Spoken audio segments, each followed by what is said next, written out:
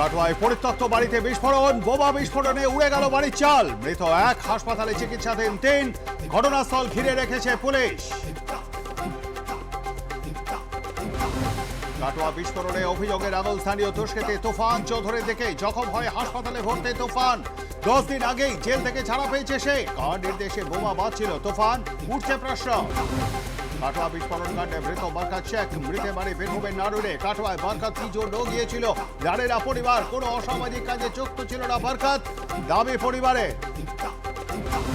বীর রাজ্যে আসেন প্রধানমন্ত্রী নরেন্দ্র মোদী। তৃণমূলের 21শে জুলাইয়ের আগেই 18ই জুলাই দমদম সেন্ট্রাল জেলের মাঠে জনসভা। মোদী সভার প্রস্তুতির জন্য বিজেপির তরফে 7 জনের কমিটি। রাস্তা সংস্কারের জন্য বসিরহাটে গ্রামবাসীদের বিক্ষোভ উঠলেই ঘটনাস্থলে পঞ্চায়েত প্রধান। বিক্ষোভকারীদের সঙ্গে প্রধানের বচসা চলাকালীন জুতো খুলে মহিলাদের মারতে উদ্যত প্রধান। মারধরের ঘটনায় এখনো গ্রেফতার হয়নি খড়গপুরের তৃণমূলের কাউন্সিলর বেবে কোলে। বিচার পেতে হাইকোর্টের দ্বারস্থ আক্রান্ত প্রবীণ বাম নেতা অনিল দাস।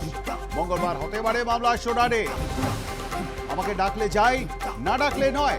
রাজনৈতিক ভবিষ্যৎ পার্টি ঠিক করবে, ভগবানের খাতায় সব লেখা আছে। তৃণমূলে যোগদানের জল্পনা বাড়ালেন Dilip Ghosh. Half BJP half Trinamool উড়ে কটাক্ষ সেলিমের।